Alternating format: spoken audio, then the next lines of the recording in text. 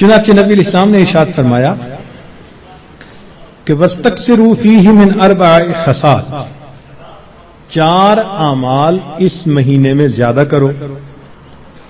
خصلتین تردون بہما ربکم وخصلتین لا غناء بکم عنہما، 2 عمل تو ایسے ہیں کہ جن سے تم اپنے رب کو راضی کرو،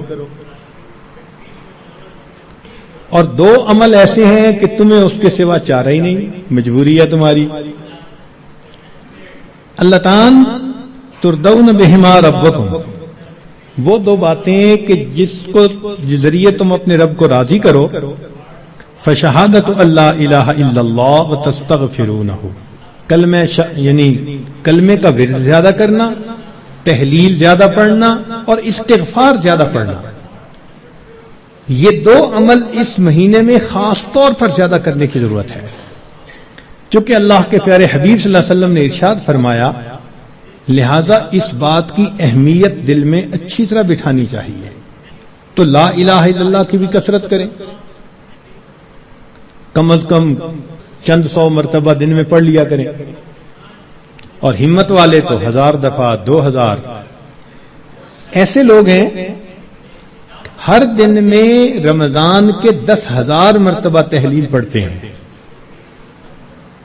اس وقت ایسے لوگ ہیں رمضان المبارک کے ہر دن میں ایک قرآن مجید کی تلاوت مکمل کرتے ہیں. نوجوان ہیں، کما رہے ہیں، وقت تو ایک جیسا ہے ہمارا بھی اور ان کا بھی، لیکن انہوں نے یہ محسوس کر لیا کہ اس وقت میں ہم نے اللہ کو راضی کر کے ہٹنا ہے. ان کے لیے یہ سارے کام آسان. تو ہم چلو چند 100 دفعہ یا 1000 دفعہ ہی لا الہ الا اللہ کا ورد کر لیا کرے، اور اگر چلتے پھرتے عادت ڈال لیں تو سبحان اللہ کئی 1000 مرتبہ کرنا بھی آسان ہے.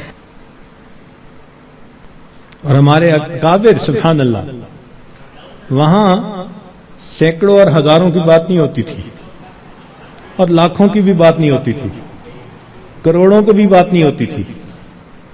کروڑوں مرتبہ سے زیادہ دل کے اوپر لا الہ الا اللہ کی ضرب لگتی تھی، کروڑوں مرتبہ سے زیادہ.